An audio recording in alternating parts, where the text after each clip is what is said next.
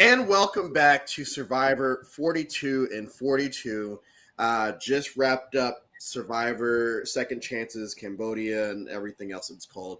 I predicted the beginning of this 31-day run so far that by the end of this, Cambodia would officially become my favorite season of all time. I have thoughts, and I'll announce at the end of the season if it is. At the end of this, if it is. But we're joined by our largest panel we've had since Heroes versus Villains, and we know how that one turned out. Amazing. Once again, we are joined by John Buckley, wearing his Takeo buff. Zoe from the Heroes versus Villains pod. Jeremy and Mac, also from the Heroes and Villains pod. And Wes, who I want to start with. What is it about Cambodia that you enjoyed the first time compared to every other time you have watched it? The utter rewatchability of this season, where you really get to just every rewatch you get to dive into the motivations of the players and why they were first voted in, and then what they did in response to that, and just the utter strategy combined with the chaos that is Abby and Keith. It's just there's just so much to draw you in, and it's definitely one of my favorite seasons. Like, if it's not top, it's top 5 American, very close to top 5 all time English speaking countries. So I love it. John, so for reference, Worlds Apart is not a season that I rewatch often. And in fact, I've probably seen it the least amount of times of most seasons. Having said that, I have watched the reunion, the last 10 minutes of the reunion, multiple times, because I feel like to really get into Cambodia, you have to watch those moments, that moment where they all find out that they're going, and also find out what people are not going, which is so sad every time I watch it, because it's like, oh man, not Jim Rice. So we get to the first good person I can think of. So on that ballot, do you think that there were people that let's say it like this? Who did you really want on the show that didn't end up here? T-Bird, Shane, Stephanie Valencia. That is the holy trinity that got snubbed. And it's we had fucking Monica. Really? And I'll tell you this, being able to watch it how I've been watching it this time around, I understood the reasoning for every single person being on the ballot except for Michaela from South Pacific. I understood Monica because of her 2-episode story arc where she pissed off Russell and Samoa, and it was amazing. I understood Kimmy, I guess, yeah, she's from Long Island, and Jeff Varner would choke shit out of her and all that. But that's the way that I try to watch Cambodia. Just watch the last 10 minutes of Worlds Apart to get right into it. You know, like Wes said, you get all of their backstories about why they're here, what they want to do differently this time. So Zoe, who were you most excited to see play again? I know that you watched everything kind of out of order. But by the time you watched Cambodia, who did you know, and who were you excited to see again? Most of the people I had seen, because I was told to experience everybody who was in that season beforehand. So I think Kimmy was one of the only people I didn't really know. Personally, Kelly was always my favorite. I saw her in her original season, and she didn't have a lot of screen time. She didn't have a lot of feature. But you could tell that she was passionate and that she had the mind for it, and she was just put in a really bad position. So to see Kelly come back and become a favorite and become one of the best, in my opinion, at least one of the most memorable players to ever play. And this season she absolutely shined, was very gratifying. And we'll talk all about Kelly Wentworth in a bit. Jeremy and Mac, I guess both of y'all can answer. Both of y'all can answer the question, because I think y'all were the most recent people to finish the season besides me. What were your initial thoughts as the season started? Did you think that one tribe was stacked more than the other? Did you think what kind of twists did you think were going to be thrown out? What did you think of Vetus's thing and the Abby Maria PG dynamic, which is one of my favorite parts of the season? So what's going on, PG? So what's happening, PG? I honestly wasn't. I didn't know what to expect from this cast because I also I came into this season not knowing most of these people or recognizing their names but never having watched their seasons. I think the only season that I've seen that people were included from was Cagayan. So I knew Spencer and Cass and Tosh, who I love. Vetus can go as soon as he arrived on the beach. I don't like him at all. I honestly didn't know what to expect just because I came into it so blind, but I was excited to see what players that America had chosen would be able to do versus what production thinks is going to be iconic. So yeah, that was me. I had from the seasons I've watched, I've seen Cagayan as well as Blood vs. Water, the original one. So I was a fan of Sierra and Spencer and Tasha and Wu and Chaos Cass, of course, for the drama. So I was excited. I've heard of other names, haven't seen their seasons. I haven't seen Samoa or haven't seen Australia. The oldest season I've seen is Heroes vs. Villains. So the more of the new school people, not Zoe going, ugh. But it was really enjoyable, and I really enjoyed this season watching it again.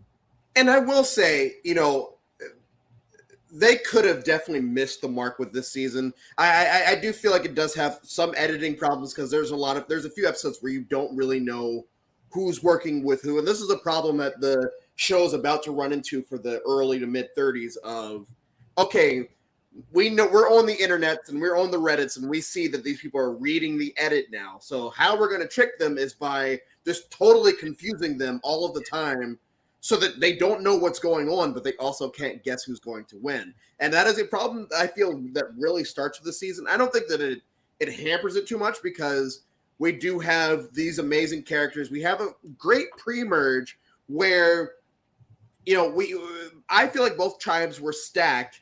It just happened that Takeo lost both immunities before the swap. And this is also one of the first seasons, if not the first season, that has multiple swaps, which once again is a problem that the show's about to run into later on in the 30s. But what I really enjoy about this pre-merge is we spend a lot of time with characters that we haven't seen in a few years. And I know that, in a couple of days, we're going to have to discuss this person again. But I was actually excited to see Varner back because I did think that he gave a lot of great confessionals during this season. And I'm so glad that he doesn't overstay his welcome in retrospect because of what happens in a couple of days. The Kimmy versus Monica episode, I also really enjoyed. And it's ironic because Monica proposes a all women's thing, kind of, but not really. And then Kimmy tries to do the same thing, and it gets her ass eventually sent home. So I like that parallel, I guess. We have the return of Joe. Thankfully, he's the only person from Worlds Apart this season. But I would have loved Mama C instead of him. I'll say that. I would have preferred Mama C over Joe, but not the Shireen erasure. God. Oh my God. I mean, Cambodia was Shireen erasure, so It really was. It really was. My goodness. Yeah, I totally forgot Shireen was on Worlds Apart because when I think Worlds Apart, I think Mama C and Horrible People. But Shireen was one of the better people in that season. Going back to Wes, I know it's not overly important, but this is another one of the first times, I think the first time happened in the Philippines. I don't know how many times since then, where there are still a couple of people that have not gone to a tribal council by the time the merge comes around. And what we'll see tomorrow is a lot of people kind of zoning in on that with one of the finalists saying, hey, you didn't have to do anything until, this day. Do you feel like it was Joe and Keith? It was Joe and Keith. Do you feel like I know we're kind of jumping ahead, but if they were sitting at the end, that could have been something that people used against them?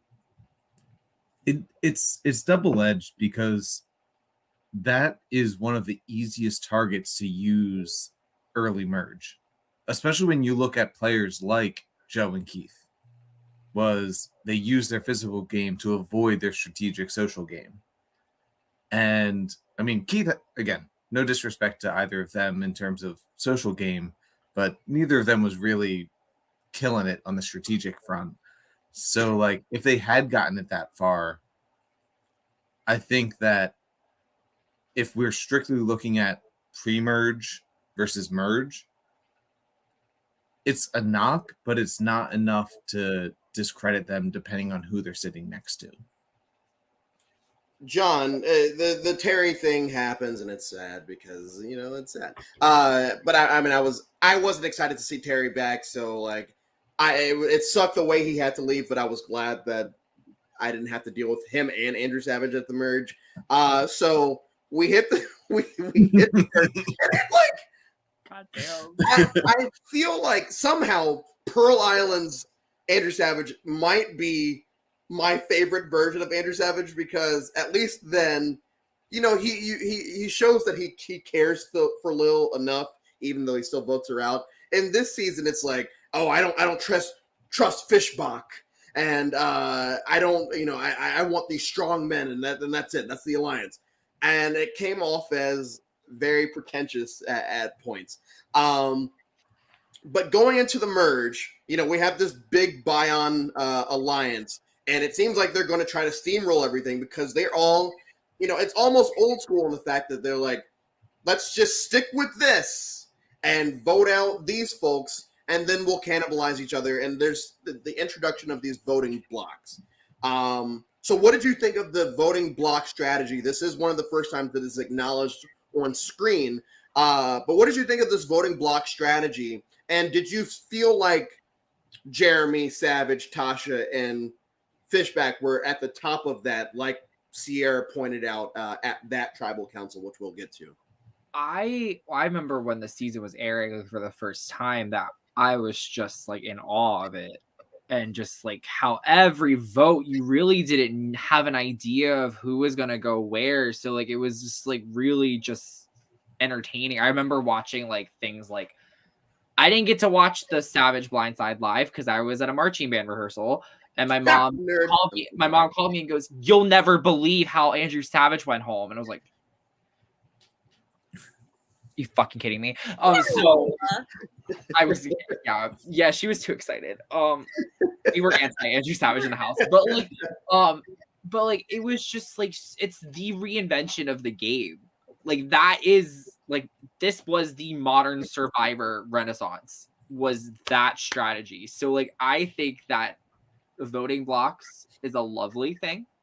I think it's an amazing thing, and I think this is the season that it was done the best, and it's never gonna be done the best ever again, because it was so fucking entertaining. It was so good. Yeah. Did you feel like those people were on top though? Sorry. Yeah, it's I have two brain cells. I definitely thought that Jeremy was, and I definitely thought that Tasha was. I don't think Spencer was as much. Spencer, I think, kind of roped himself into it. He wasn't at first, but he roped himself into it. And Fishback, I don't think he was, to be completely honest. Well, all right. I think Fishback was like the proverbial scapegoat. Like his name was always out there. He was the Susan Lucci of the until Final 9. Like he just literally was just like, his name was That's a Courtney Yates reference of the day. always time for a Courtney Yates reference. Always time. So Zoe, as we hit the merge, is there anybody that you are absolutely rooting for, as in I'll be heartbroken if this person goes, or were you just kind of waiting for someone to establish themselves as your person, or did you already have that person in mind? You're on mute. That literally always happens to me. I am constantly, I feel like I have my people. And in this season, I really kind of chose right because I chose like the Kagayan people and Jeremy and Kelly. That's And spot on.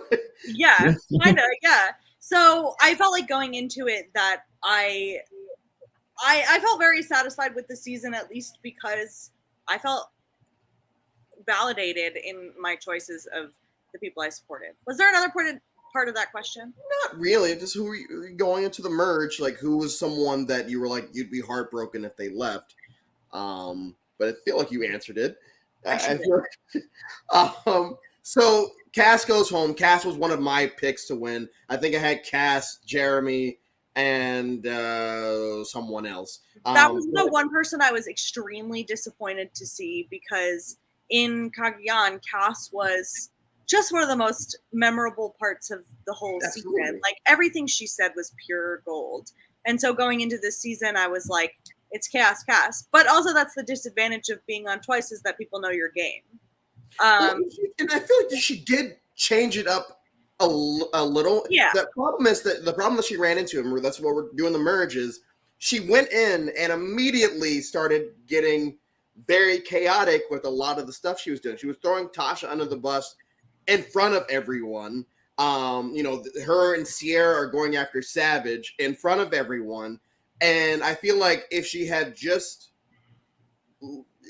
chilled a little bit, she potentially doesn't go that round and isn't looked at as anything other than, a part of the voting blocks. And if she had done that, I feel like she would have gone a little bit farther, but I still don't think she would have made it to the end. And I think it's a credit to the season that people even thought that way because it was the like second chances theme that people really wanted to give people second chances because I think that in any other scenario that Cass is immediately considered dangerous and chaotic and unpredictable and that they would vote her out. So I think she's privileged to have even gone as far as she did, even if I would have liked to see her go further. Jerry Mack, because you guys put this on, Jeremy, I think you put it on your Snap story. The Wentworth does not count episode. Now, I know that it's kind of a meme now and all that, but it is still very much, besides the final 6 vote, and maybe the Jeremy Idol play for Spencer or for Steven is my favorite tribal council on the season. So this time around, and every time that you've watched this season, do you still feel that same, like this is epic, like we're sitting in on this epic moment, or has it kind of died down a little bit, much like the Parvati double play for me in Heroes vs. Villains? It's kind of died down, but for this one, I love it still. I really enjoy it. Like, I love the double idol with Parvati, and now I love this. You know what, Jeff? Let me like. They both say the same thing. Yeah, they both say You know what, Jeff? You know a good vote's about to happen when a woman stands up. So you know what, Jeff? You know what, Jeff? I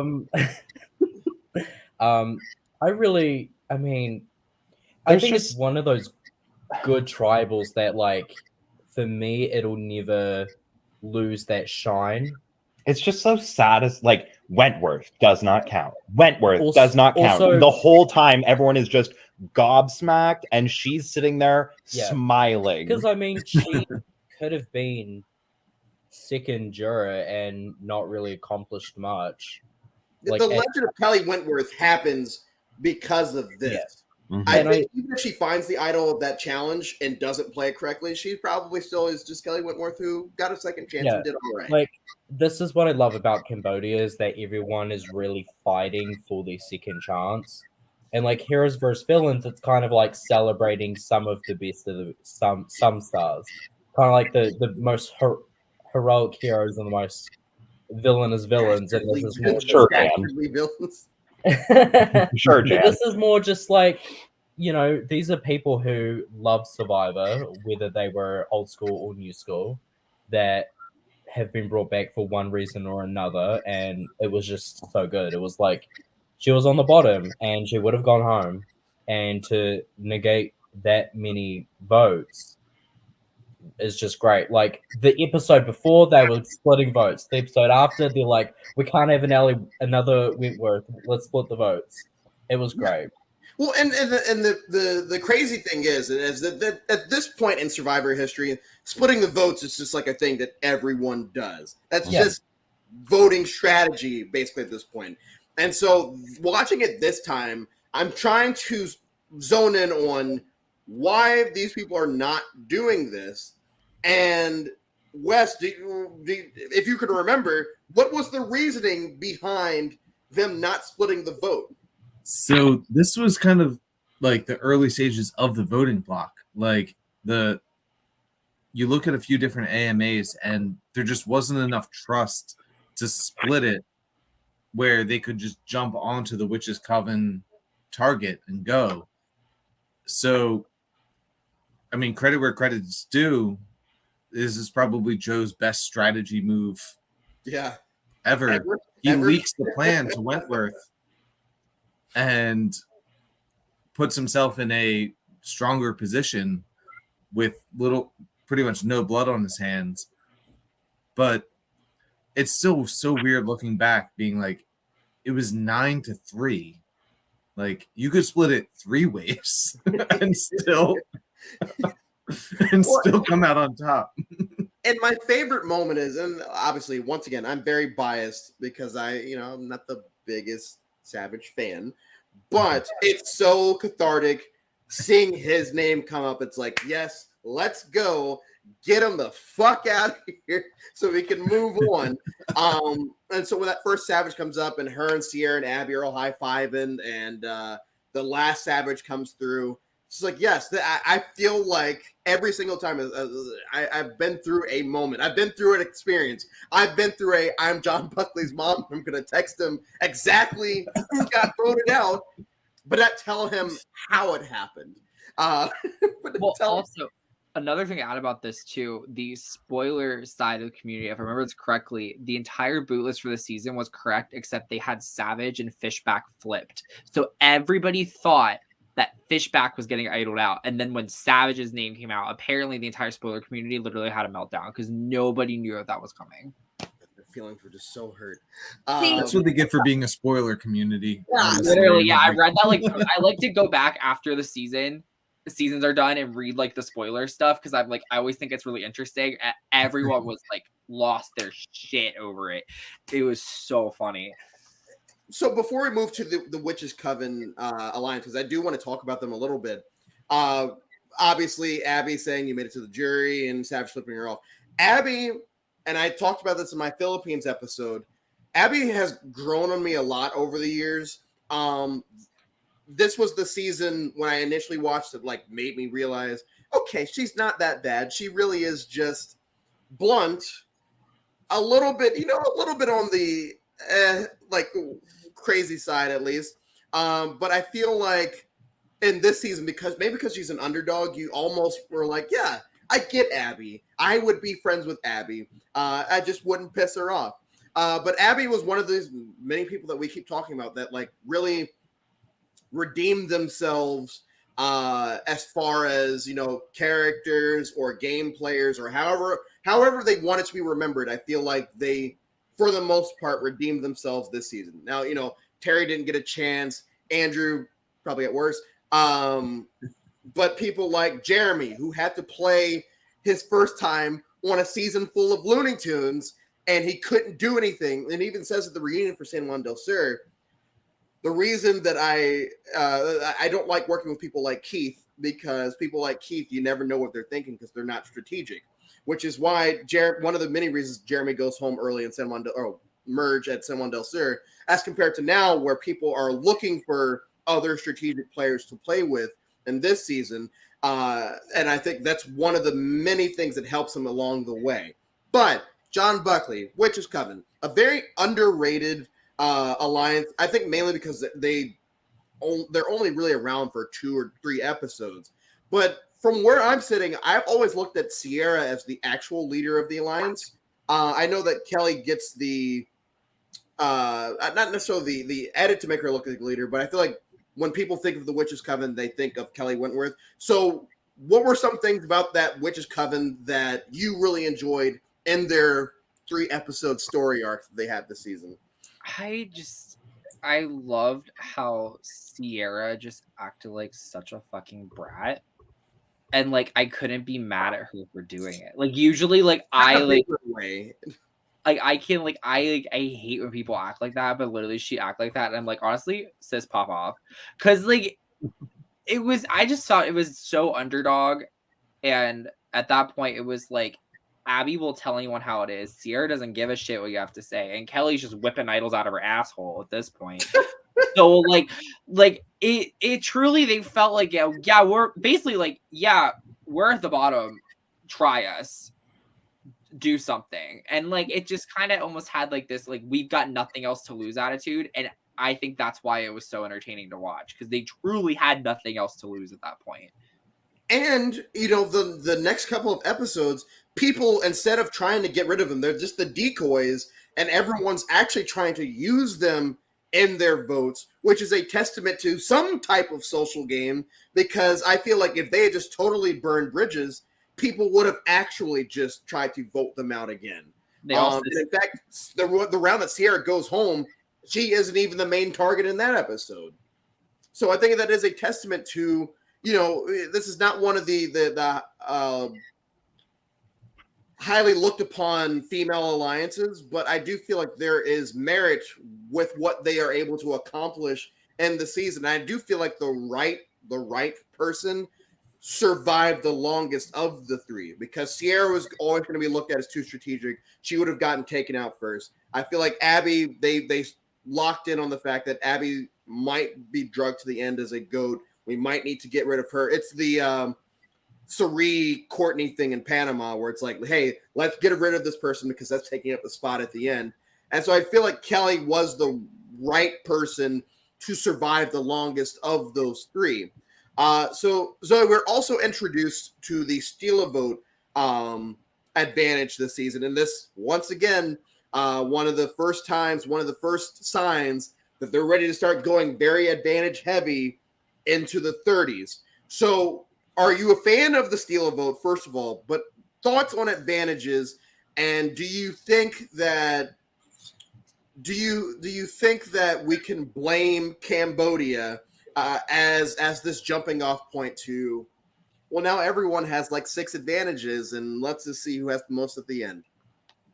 I mean, I don't think that you can blame Cambodia any season in its place, I think. Although, actually, maybe I'm amending my decision. Yes, because the players that they have on this season are some of the smartest and some of the most accomplished, or not even most accomplished, but like now they are. I don't know if you give another group of people these same advantages and they accomplish the same things. And so that might have been the producer's first thought, to be like, okay, yeah, we should start doing this more often and see if it works. Regardless of that, I do really like the steal a vote.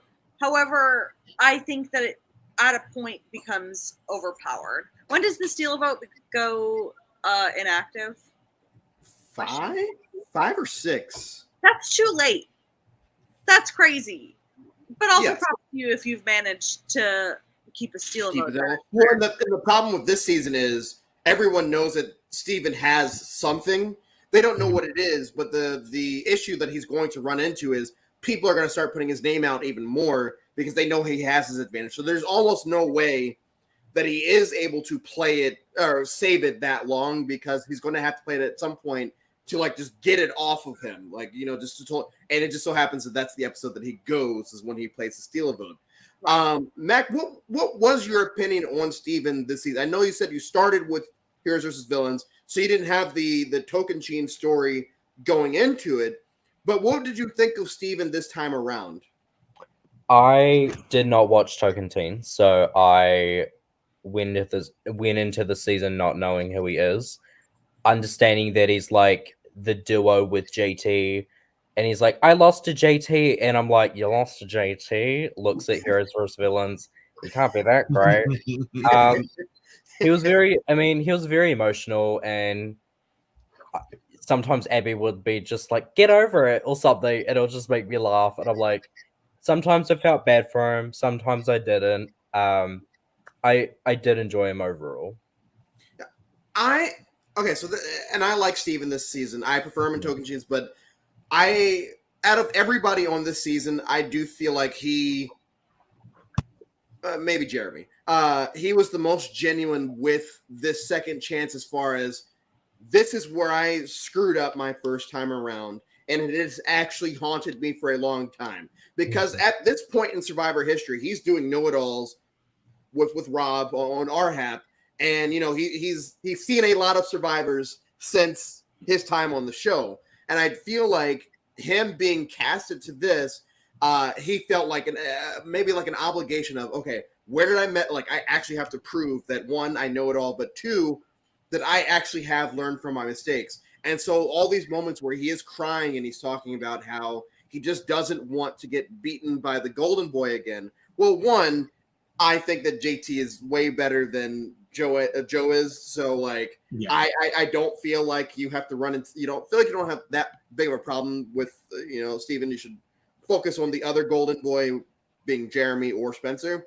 Mm-hmm.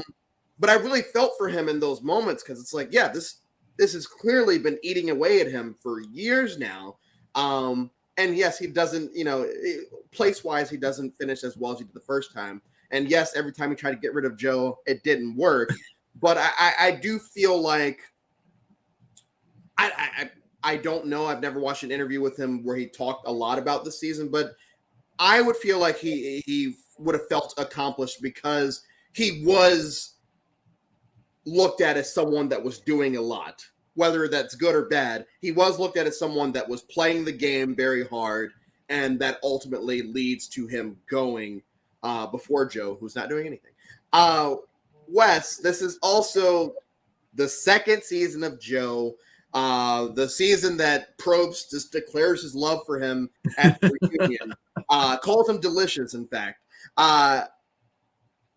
Just inside the bubble of Survivor and his 3 seasons playing, what are your thoughts on Joey Amazing? So this is definitely the Joe season to watch in terms of performance. I mean, even physically, like, this is his best physical performance, which is saying something because he beasted out in his other 2 seasons as well. But even strategically, like, he built good bonds. He protected himself pretty well to the point where, like, he survived a split vote against him without needing any advantages. Granted, he got booted the next episode, but also that was part of because of Fishback overplaying his hand and stuff like that. And I say that as a huge Fishback fan. But, like, I think, and it is important to say outside of the show, because we don't need any of that 3%ers bullshit in the show. But, like, within the show, I am a fan of Joe. Like, just the way that he's weirdly humble for a lot of it. And he kisses his dad on the lips. So, I mean, we're not on 38 next week. Fuck the humbleness, but but, like, this season he really recalibrated, and, like, I'd say he's in the top 3 for most improved. Like, wow, okay. I would say obviously Kelly Wentworth is most improved, Jeremy second most improved because he was a winner candidate that got sniped too early because of, like you said, the cartoon characters. Yeah. I put Joey Amazing third best improved. I would put him as one of them. And this is my issue with Joe overall. Like, inside the realms of Survivor is he's just so delicious. No, he's just so. It almost comes off as humble is a positive word for it, but I don't know how to describe it. It's just it's not like Ozzy. I cannot like on my screen. Like I appreciate what Ozzy's done for the game and all that. I never root for Ozzy in any of the seasons because he annoys me. But I feel something towards him. I feel an emotion. I really never feel any emotions towards Joe because I know that he's never going to be meant for this game. Like whatever game he's playing in, he's always inevitably going to go, and I'm just not going to care about it. And in fact, the episode that he does go, I like that's probably the filler episode of the season for me, where it's like, okay, yeah, Joe passed out. Because you've been waiting for it all season. Like, literally all season, we've been sitting here like, okay, when's Joe going to go? Joe's going to lose at some point. Yeah. He's obviously going to go home. So when it finally happens, you're like, finally. Finally, let's move on to the actual players.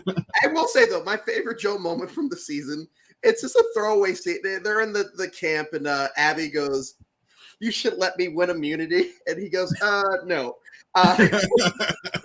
It's just so fun because it's Abby once again just being overly just goofy, but not on purpose. The other one was when Wu's talking about his mom, and Abby's like, "Well, I messed up my knee, and I did all this stuff." It's like, well, that's cute. So as the season progresses, we hit this final 6. And John, this is the first, Steven being, the fanboy. Oh, no votes. This never happened before. What did you think of this tribal leading up to it? And why do you think that Jeremy was so adamant that there was no way that Kimmy could flip on him? I think Jeremy put his blinders on and thought just that he had Kimmy on lock. So he was so like set in, this is what's happening. I know what's happening, and that he kind of got a little ahead of himself. And then honestly, I think that's honestly of his game is really the only flaw I ever saw in his game this season, which honestly is really impressive. Yeah, that tribal council was fucked up. I remember watching it, and like that's like the thing that sucked too is like watching that. I kind of started to figure out, okay, this is the make or break. Either Kelly Wentworth's going to win the season, or she is going to get voted out because of this outcome. So like I was disappointed by it. The fact that we lost Kimmy Kappenberg instead. Well, like I didn't give a shit about like Kimmy or Keith going, but it's like I knew that like there's no way that Jeremy and the other two, like, because I'm not a big fan of Spencer and Tasha in the season, Jeremy and the other two wouldn't let Kelly make it to the end. So I was personally disheartened by it. But so I have a question for this travel for everyone. So, but I do want to say that Keith has a random callback in this tribal, like in San Juan del Sur, he's talking about, oh yeah, and then Idol's gonna be everywhere, and then they pull out 2 idols in this tribal, and he's everywhere. I love Keith. Keith is amazing. Zoe, do you think that, because from what we're seeing, it looks like the jury would be really pissed off if Keith sent himself to the house. Keith saying, Kimmy's got her kids, and blah blah blah. Just send me to the house, blah blah blah. Do you feel like if Keith does survive, but do you feel like if Keith survives the next 2, that he wins based off of what we are seeing? Let's say Keith sits at the end with Tasha and Jeremy. We'll go with Tasha and Jeremy.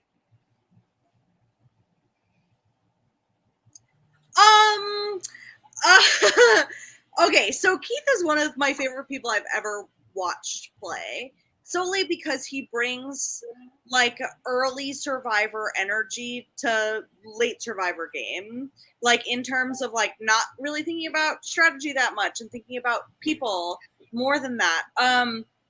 However, Jeremy, don't give me that look. But like, and I really like Keith also as a person. He's very amusing. I don't think that he wins in almost any scenario because I don't think that he knows how to represent the game that he played. Even if in second chances he's getting a little better at identifying like what makes, the game a little bit better and the different aspects of it, I still don't think that he's able to get to the end and say the right things for the jury to understand why he played a good game, which I think that he did in a weird way. But I feel like his game was very non-intentional. Then that's what I'm saying, is that he doesn't even know what kind of game he played, Yeah. and somehow it managed to be a really, really good game. So, and that's why I think that he never wins, is because he never recognizes what he does. He never has the ability to, like, he's still learning at this stage. It's like somebody very near and dear to my heart who may have just won a season of a game that I just played, who's only seen like half a season of Survivor and just won this. We're not doing this right now. We're Look not doing on Buckley's face. Anyway. we're not gonna do that. There's natural talent that he doesn't know how to utilize or speak about. And so I'm going to bring up the American education system. No, I'm just kidding. But my point being is that Keith is better than even Keith thinks that he is. I was ready to say Jeremy, and I was like, no, that's not their name. No, Jeremy and Mac. Jeremy and Mac. This is the first episode that we really get Kimmy since the Monica boot.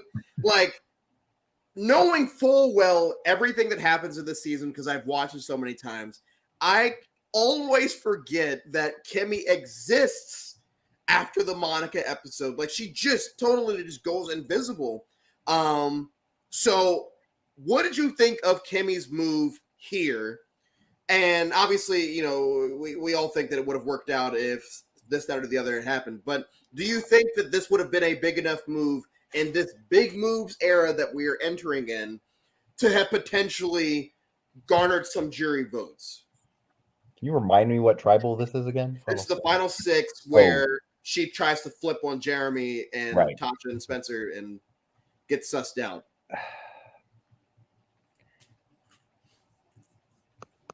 I don't know. I feel like she's so, like, she's another one of those old school Survivor players where, like, they don't necessarily know how to, like, be strategic or lie or, like, do any of the things that are required to, like, do well in Survivor. So, like, I don't think that she was going to be able to convince them in any case that, like to go with her, and she probably was, like, she was going to get sussed out by somebody at some point around somewhere in the camp, and, like, I think that she's fucked regardless. I mean, yeah, I think that I love seeing the old players, despite never seeing those seasons, to see the representation of, like, Kelly Wigglesworth and Kimmy Kappenberg, and I always confuse Kelly Wigglesworth and Kimmy, I'll be honest. How? Because of the back. Not because they look the same, just because they both start with K and they're both kind of forgettable. But you don't confuse the two Kellys. Anyway, I really enjoy the nostalgia. However, you can kind of tell, you can kind of tell that none of them can really, like, keep up. Even some of them mention, wow, these people are, like, running around like Savage and Vana, and this might be one of the last times where we see some really, really old school players come back. Maybe in Game Changers. Winners at War, I would say yes, right? I think the Game Changers. Yeah. Who comes from the earliest season of Game Changers? Varner, Varner. Yeah, I feel like I think production can kind of tell that it's not after a certain amount of seasons, these people from the old times, they can't really, like, keep up, and, you know, it's why they brought back a lot of new school people, and it's, you know, it's why in season 40 all of the old school people just get wiped out. I don't think it's the only reason, though. I think it's There's a lot of things that go into how that happened in 40. There's a lot. 40, there is a bit more with 40, but like, there was some collusion in 40. There was some collusion. There were some swap fucks. There were. There's some Blue Lives Matter. There were exes. Wes, the last thing I want to touch on Kimmy.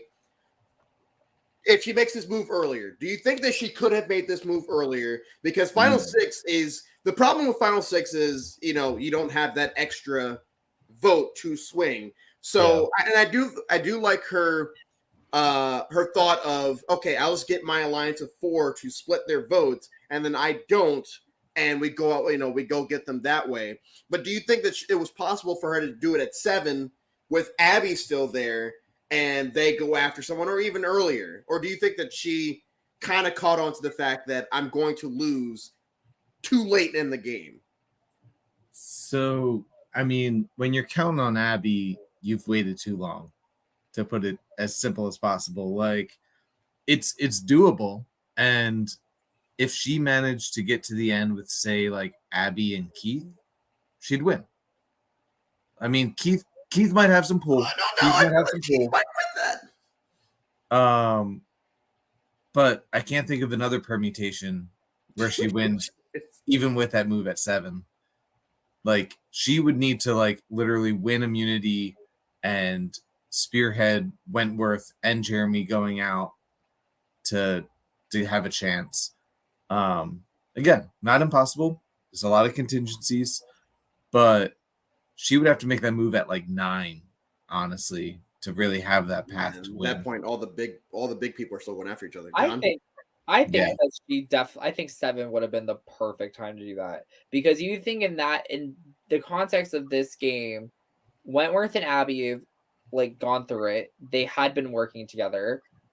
Keith clearly had no idea what was happening, but he was drawn to Kelly because of their San Juan del Sur thing. So that's like a chained up 3 right there. If she had recognized that there was a powerful 3 in Tasha, Spencer, Jeremy at 7, I definitely think she could have made that move, taken out one of the 3 of them. I don't remember who won immunity at 7 off the top of my head, but I think that could have been the time. I'd say it's just with how the relationships up to that point were built, I think it could have worked. Oh, she could have pulled off the move. I just don't know if it would have paid off in the long run. Also, I think that may have been Spencer's puzzle finesse. When it comes to Kimmy Kappenberg and things paying off, nothing's ever going to happen. But a lot of people like to play for 3rd, and honestly, let her do it. 2 seasons in a row, you know, many years in between, she doesn't eat something at the food eating challenge and lucks into the fact that her tribe still wins the challenge, because I think that both times her ass would have been sent packing. This is a quick question. Anybody can answer it. Why didn't Keith at least pull out the fake idol at 5? He was probably thinking about Mama D or something at the time. Just got distracted. I think at that point I don't think he felt like, I don't think it's really in Keith's nature to try to dupe people like that. And I think he like just didn't think about it, because he was like, I don't want to trick people. I think he's just wholesome. He's genuinely wholesome. He just wants to stick to the plan. Very old school of him. He is. He's a very old school soul that was birthed in a new school era. So, oh God, it's weird saying a 50-year-old man was birthed, but you know, but yeah. I mean, he's a Keith and Roxroy returning season 46. Let's do it. Yes, I would love a Roxroy Keith alliance. We already know that Keith was. It's a captain season, but it's Roxroy and Keith. It's Roxroy, Keith, and Rory. All 3 of them. Oh, I would die. I would love this so much. It would be so good. As we get to the end of the game, you know, I was very optimistic that Jeremy was going to win at around 5 or 4, but I also was like, okay, well, if Kelly gets to the end, it would be between the 2 of them, because I know that Spencer has like this very large online fan base where it's like Spencer was robbed in Cambodia and this, that, and the other. It's like, okay, once again, I don't believe in robbed, but also this ain't it. Like, the internet refers to him as Spence bot, and I agree. Spencer almost comes off as like I know I keep saying the phrase, but like a cartoon character this season where it's like, I'm trying to have emotions this time and love. And he's having the moment with Jeremy in the shelter where he's like, oh yes, I don't know how to say I love you and blah, blah, blah. And Jeremy's like, all right, fam, like I'll be here for you. And he I feel like he fake cries when his girlfriend visits, but maybe it's real. So I don't think that Spencer is winning. And I feel like everyone kind of latched Tasha and Jeremy together. And like we saw with Dawn and Cochran and Caramoan, they're going to give it to the man 100% of the time. That's just, I do feel like Ed Caramoan, Dawn had a better chance at potentially pulling in the votes than Tasha did in this season. But I always felt like Jeremy was going to win this once 4 hit. So Kelly Wentworth goes home. We get to the final 3. And this is another qualm that I have with the online Survivor community is the fact that they love to use cop-out answers like, well, because he cried, he got all the votes. Or because of this, he got all the votes. Because of that, Spencer actually would have gotten it if Jeremy hadn't cried. And it's like, well, no.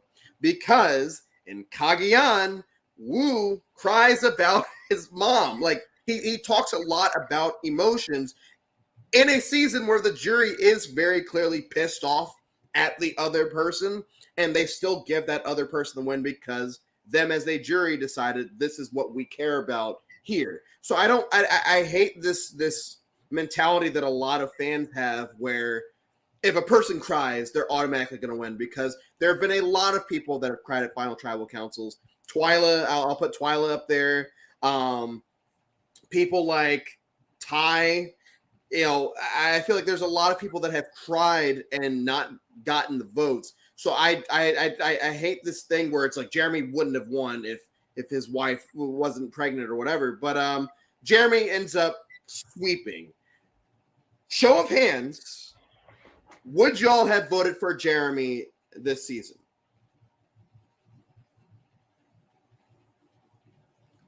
Zoe, why do you hate Black? I voted for Jeremy before this season. Zoe, why were you a little... It's not that I hate Black excellence. I think it would have been a really, in the moment, like, it probably would have tipped me over, like, that he cried. From Tosh to him. Tosh, yeah. Wow, okay, I was joking. All right, cool, yeah. Cool. I'm 100% serious, because if you can be that, I don't know, in a season where almost everybody is completely strategic and like completely so aware of everything that's going on in the game, if you can get to that point in the game without somebody overthinking your existence there, then you must have had those social connections and those relationships and had moments in the game where you made important decisions, even if they weren't necessarily shown on camera because they were internal. And so, yeah, Tosh, like, I think that Spencer was too much of a robot. And like, I do love the emotion that he shows when his girlfriend comes and shut up. I love you. I think that it was real. Okay. Okay. But once again, yeah, he doesn't have, his entire gameplay was strategy the entire way. Like, the relationships that he made were almost because of pre-existing relationships, probably formed outside of the game environment that he just relied on in, the last fourth of the game. And I will say, I do agree with you that Tasha played a great social game. And I think the biggest testament to that is one of the many reasons I don't believe in swap fucked, because she got swap fucked and ended up on Anchor and a 4-2 disadvantage, and they vote out 2 people, and neither one of them are her or Andrew Savage. So I do feel like she was able to maneuver her way through that tribe without ever, really being in any type of jeopardy of going home. And I mean, you see that in Cagayan as well, but she also was winning challenges that season because she didn't have Joe and Keith on the season. So as we start to wrap things up, we'll start with Jeremy and Mac. Of the seasons that y'all have watched either together or separately and have talked about, where would you put this season? And why? I've only seen about 12 seasons, but I would still put this in my top 3. If And why not, is this? not first place. I feel like it has such. I'm a big strategy person, so I liked seeing all of the strategic play, and like I feel like it was a good representation of like what a Survivor season is and like what makes Survivor good and fun to watch. And so I feel like for me it's definitely like way up there. Wes? So I love this season. It's inherently rewatchable. It's got a lot of great moments. But after coming off the heels of South Africa season 9, which was essentially a Cambodia in its own right, it was very much a second chance season. It dropped a little bit, but again, not compared to any American seasons. It's very much top 5 for me.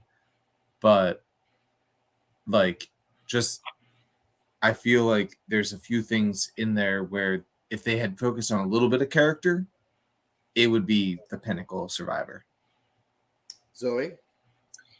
That's exactly what I was going to say, is that there's a lot of lacking of, because you know these people already, that the editors or the producers or whatever don't feel the need to like show you those moments where they're real actual humans, and there are funny moments and heartfelt moments, but they're just kind of few and far between because there's so much amazing gameplay, strategy, whatever.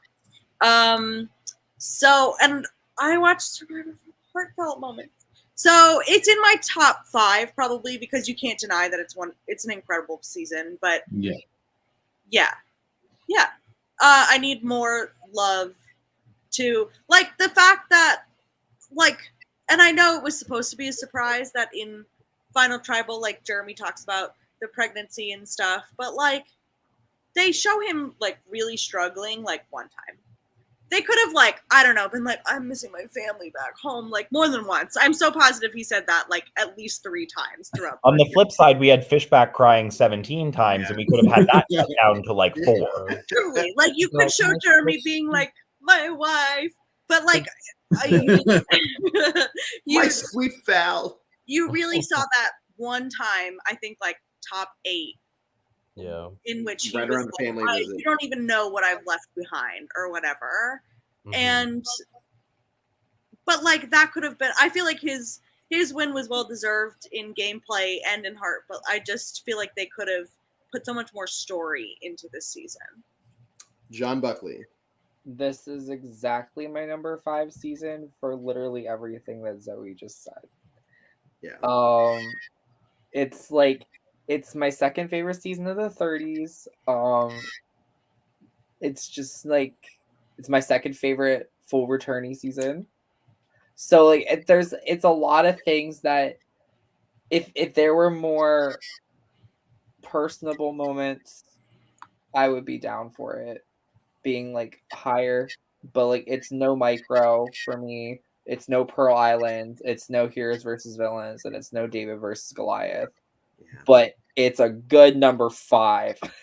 Yes, and that's where I get to like I said, I was hoping that this would be the time that I'm like, this is my favorite season of all time, and everything that all of y'all said, I feel like everyone kind of agrees that like this should be the best season of all time. It should be, and I feel like there's a director's cut where it actually release the tapes. Yeah. Yes, we want the Jeremy Collins cut of this season. For me, I'm going to give it a 4.75 out of 5. Which I put it right next to Kagayan as far as that. But it's just the way that it's edited. Just kind of, they focus so much on the strategy, and like I keep saying, this is the beginning of that period of Survivor where they start focusing a lot on the strategy, a lot on the advantages, and less on the actual people. One thing I really enjoy about 41 and 42 is they've gone back to that now, where they have started focusing on the people again. But yeah, I love this time period of Survivor. It's a few of my favorite seasons ever. But I will say that Cambodia is definitely the moment where they're like, yes, we only care about strategy now. We don't really care about these people as people. And let's just see what happens next. So for Cambodia, 4.75 out of 5. I've got Ko-Rong next. I think I might start. No, it's 1 o'clock. I'm not starting tonight. To the 5 of you, thank you so much, whether it's your first time or your third time or somewhere in between, for coming on for this. All of you, I will be sending invites to you at some point or another for season 42. I don't think I've said this live yet, but for season 42, I'm going to be live streaming from 8 a.m. in the morning until whenever I finish. And I'm just going to have everyone that I've had on throughout this process, if they want to peek in and say, hey, whatever, at any point during the day. So I hope to have all of y'all back during that day. It should be September 11th. And thank you all once again for tuning in. And we will see everyone after Survivor Season 32, BBB2/Ko-Rong.